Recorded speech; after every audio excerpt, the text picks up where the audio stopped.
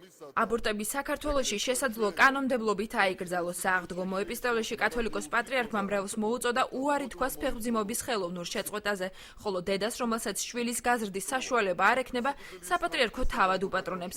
ინიციატივა პატრიარქის ეპისტოლეს მიხედვით ქვეყნის დემოგრაფიულ მონაცემებზეც დადებითად აისახება. უდიდესი დანაშაული, რომელიც თითქმის ყველა ოჯახში ხდება, არის მუცლადღებულ ყრმათა მკვლელობა. აბორტი. ხელისუფლებამ უნდა გამოიყენოს მკაცრი აღკვეთი ღონისძიებები, რომელიც მიმართული იქნება პიროვნების გამოსწორებისათვის.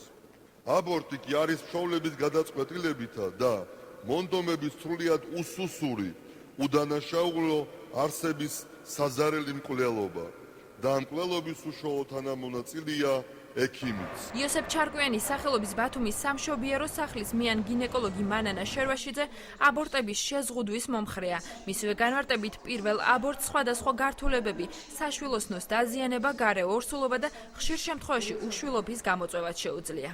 უპირველეს ყოვლისა შეიძლება აბორტის დროს ადგილი ჰქონდეს საშვილოსნოს დაზიანებას, ეს მოსავალებელი გართულება, სისხლდენას. შემდგომში რასაკვირველია შეიძლება განვითარდეს საშვილოსნოს ანთება. მე სრულიად ვეთანხმები უწმინდესისა და უნეტარესის რასაკვირველია აბორტების შემცირება გამოიწვევს ქართველი ერის გამრავლებას, რაც ჩვენასი ძალიან გვჭირდება.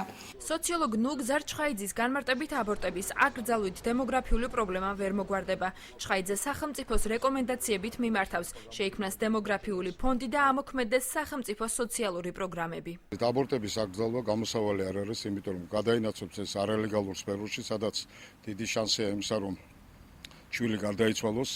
ამიტომ ჩემი აზრით უკეთესი გამოსავალი არის ის, რომ შეიქმნას დემოგრაფიული ფონდები, გადარდეს სახელმწიფო პოლიტიკა მოსახლეობის შობადობის ასამაღლებლად. სახელმწიფო უნდა წაახალისოს მესამე და შემდგომი ბავშვის შობადობა, დაბადება, იმიტომ რომ ამ შემთხვევაში ჩვენ საქმე გვექნება გაფართოებულ კვლავწარმოებასთან, ანუ მოსახლეობა მოიმატებს. სხვა შემთხვევაში ჩვენ ძალიან ცუდი პერსპექტივა გველის. სტატისტიკური მონაცემებით საქართველოში ბოლო 5 წლის განმავლობაში დემოგრაფიული მაჩვენებელი სტაბილურად უარესდება. იზრდება სიკვდილიანობის მაჩვენებელი და მცირდება შობადობა. სტატისტიკის მიხედვით საქართველოში ბოლო რამდენიმე წლის განმავლობაში შობადობის ყველაზე დიდი მაჩვენებელი 2009 წელს 14,4% დაფიქსირდა. 2012 წლისთვის კი 11,7%-მდე იკლებს.